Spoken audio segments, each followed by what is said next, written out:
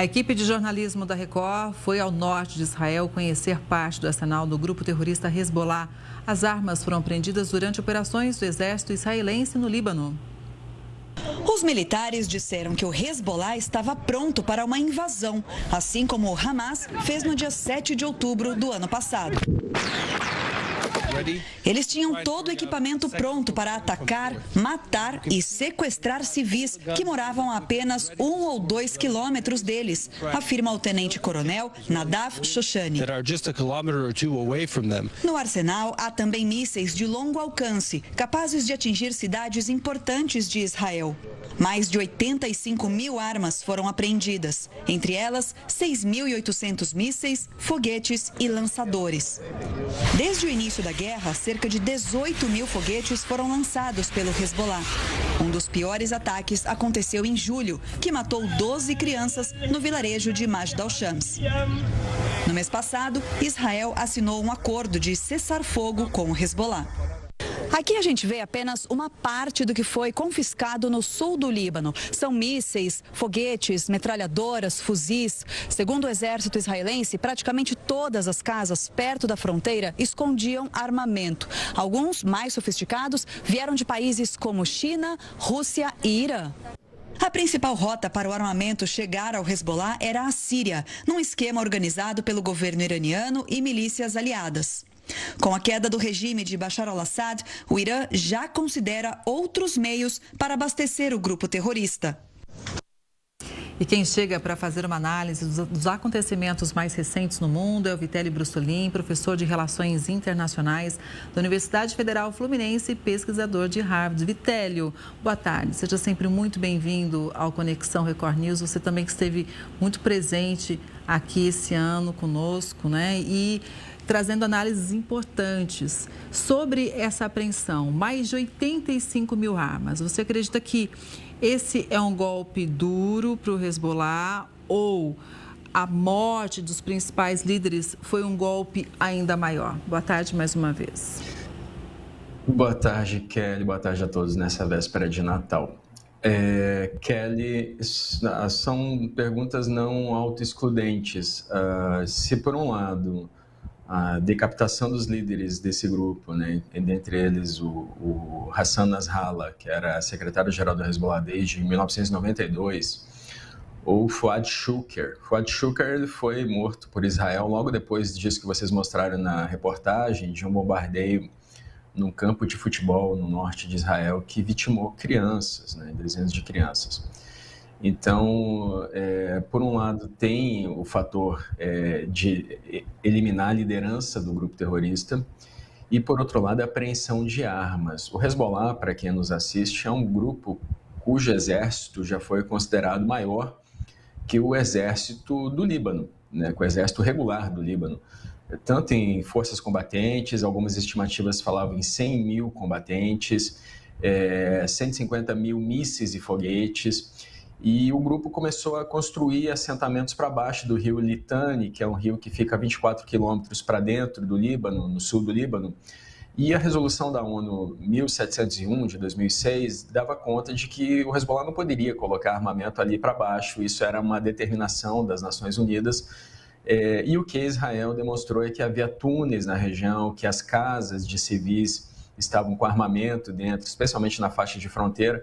Muitos desses civis, talvez, Kelly, deixassem o grupo armar suas residências por não terem escolha, já que você está lidando com um grupo terrorista fortemente armado que ameaça essas pessoas, inclusive.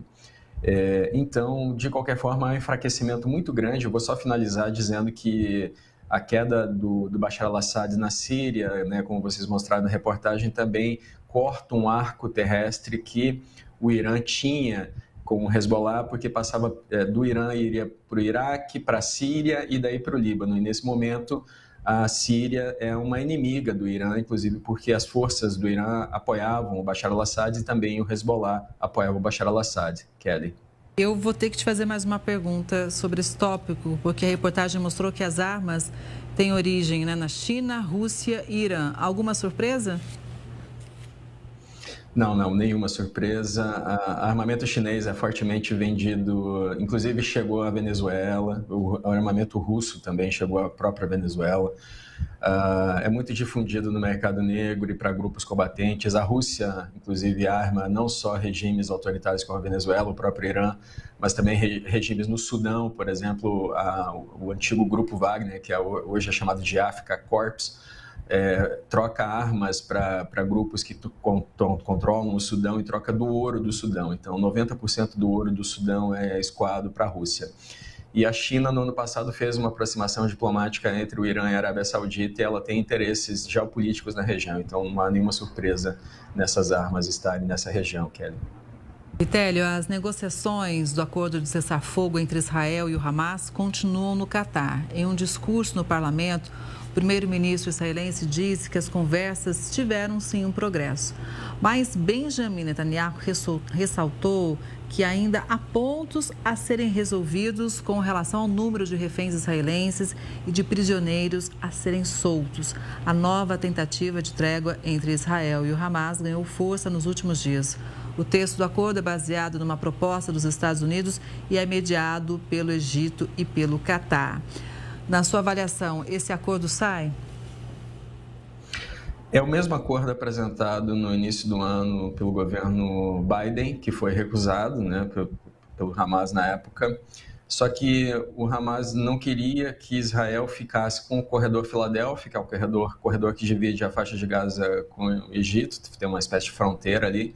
Israel alega que por ali entrou grande parte do armamento que o Hamas usou para atacar Israel em 7 de outubro do ano passado. E o Hamas também não concordava que Israel ficasse no corredor Netzarim, que é um corredor que foi feito no meio da faixa de Gaza pelas forças de defesa de Israel. Nesse momento, o Hamas está concordando que as tropas fiquem ali durante 6 semanas de cessar-fogo, porque cessar-fogo, por definição, será temporário. Neste primeiro momento seriam libertadas mulheres, idosos nas mãos do Hamas em troca de prisioneiros que estão com os israelenses. Num segundo momento, que ainda não se sabe quando, seriam libertados os homens e os soldados israelenses que estão com o Hamas. E o terceiro momento, a terceira fase desse acordo seria uma reconstrução da faixa de Gaza, Kelly. Não sabemos ainda se o acordo sai, mas sabemos que a fala do Trump de que se quando ele tomar posse em 20 de janeiro o Hamas ainda tiver reféns de Israel, ele vai transformar a vida do Hamas no inferno.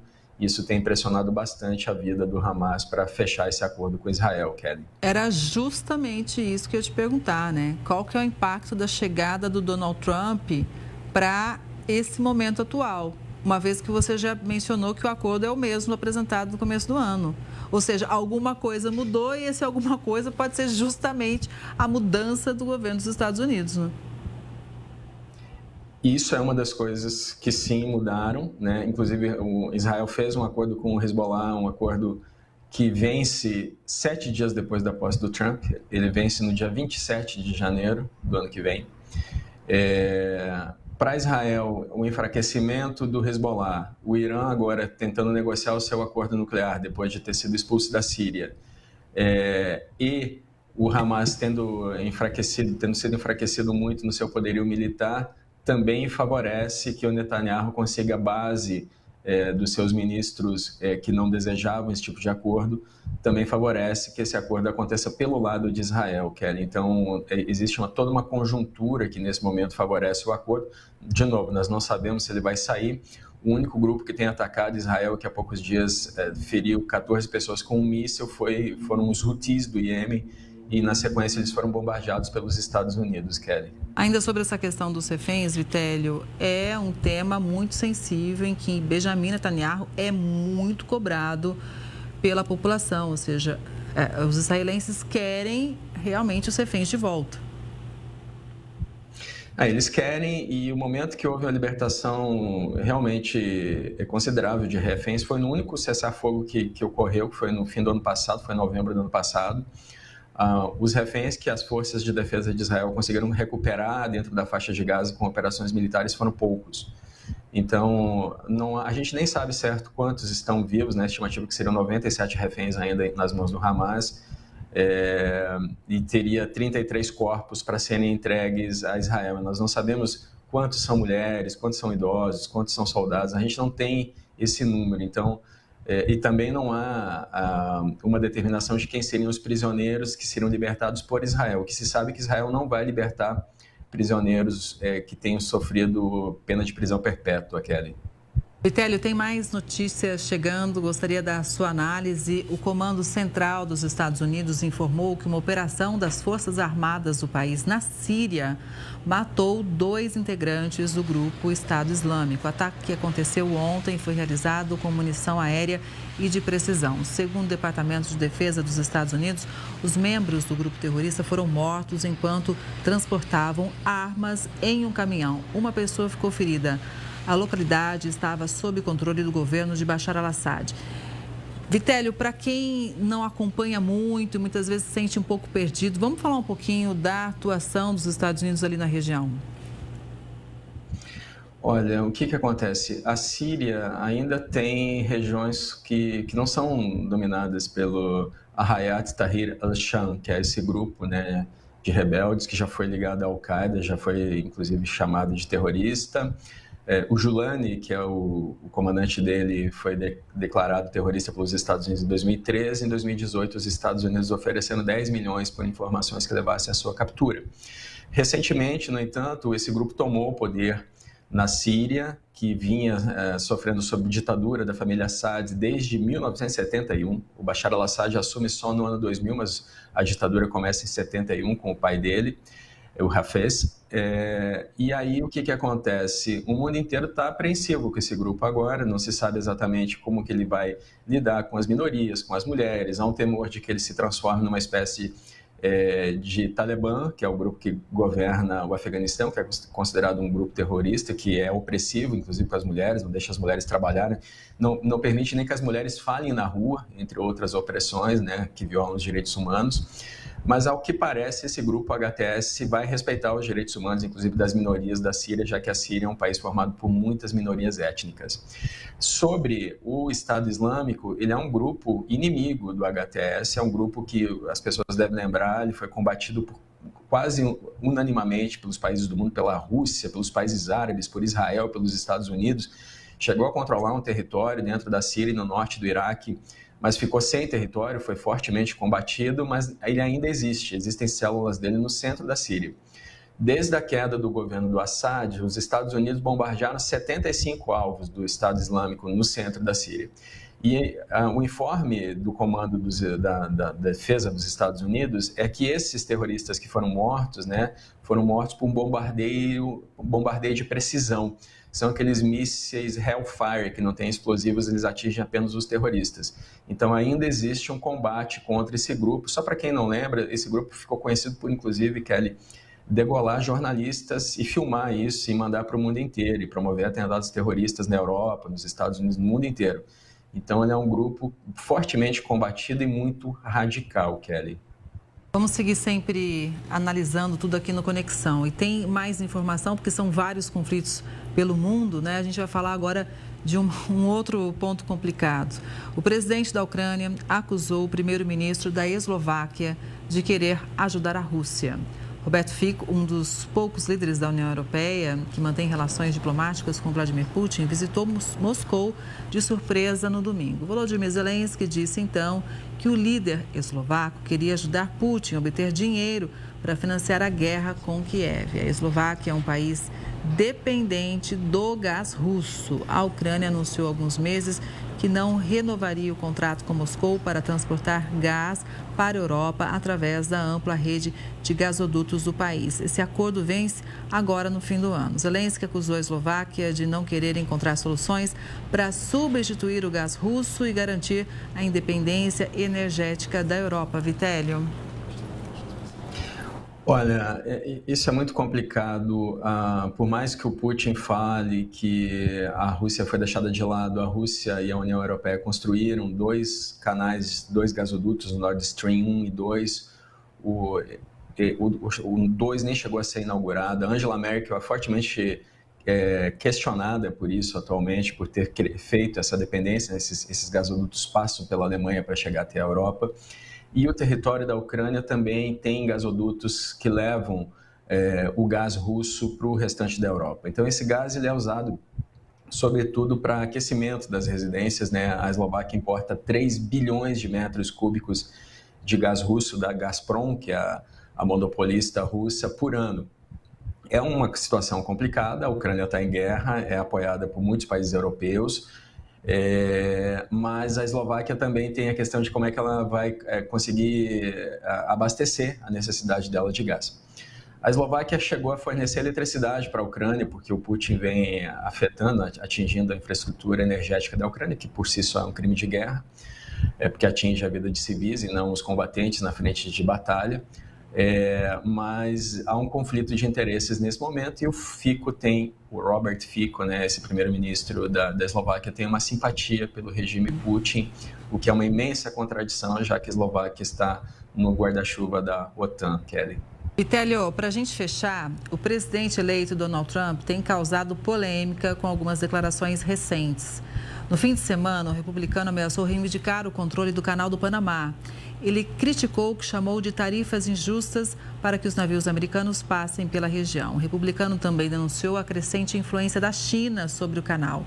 O presidente panamenho e outros ex-governantes responderam às ameaças, dizendo que o Canal do Panamá é inegociável e exigiram respeito à soberania do país. E além do Panamá, Trump também provocou revolta nos líderes da Groenlândia. O republicano afirmou no domingo que os Estados Unidos consideram a posse e o controle da Groenlândia uma necessidade absoluta. Trump já se ofereceu para comprar a ilha dinamarquesa durante o primeiro mandato, mas a ideia foi rejeitada. O premier da Groenlândia insistiu que o território não está à venda e que nunca vai perder a longa luta pela liberdade. Sobre o comando de Biden, os Estados Unidos anunciaram que não tinha interesse na compra, mas sim em fortalecer os laços. Vale lembrar que a Groenlândia é um território dinamarquês autônomo e abriga reservas minerais e também petrolíferas. Olha só, você acredita que realmente essas tensões vão acontecer, vão se ampliar a partir de 20 de janeiro? Eu acredito que sim. Bom, pelo Canal do Panamá, o Trump disse que o canal tem cobrado muito das embarcações norte-americanas que passam por ali e se não reduzisse as tarifas, haveria uma reapropriação do canal, já que ele foi construído pelos Estados Unidos. Existe também o temor da expansão da China na região. A China tem 2 portos perto do Canal do Panamá e depois dos Estados Unidos é o país que mais usa esse canal. Sobre a Groenlândia, todo um capítulo à parte, porque a Groenlândia, durante a Segunda Guerra, os nazistas tomaram a Dinamarca, né, de 40 a 45, e a Groenlândia ficou sob tutela dos Estados Unidos. Então, os Estados Unidos construíram, inclusive, duas bases aéreas na região, que hoje são os 2 maiores aeroportos internacionais da Groenlândia. E agora, por causa do aquecimento global, o Polo Norte está derretendo, né? O Polo Norte não é um continente como é a Antártica, não tem solo, só tem água congelada, e a Groenlândia é estratégica para a defesa daquela região e também, como você pontuou, tem muitos minerais. A Groenlândia só tem 56 mil habitantes e desde 2009 ela tem o direito de declarar sua independência da Dinamarca. Mas eles nunca fizeram isso de fato porque eles precisam da ajuda da Dinamarca. Existe uma tendência de que essa disputa entre Estados Unidos e China, que também quer construir bases na Groenlândia, e a Rússia, que se alastra pela região, que isso desenvolva o desejo de pessoas dentro da Groenlândia de se tornarem independentes com o apoio dos Estados Unidos, Kelly. Vitélio, mais uma vez, muito obrigada. É sempre para a gente importantíssimo ter você, porque nós aprendemos sempre. Muito obrigada pela parceria, viu? E um Feliz Natal para você e toda a sua família. Obrigado pelo convite e Feliz Natal a todos. Obrigada.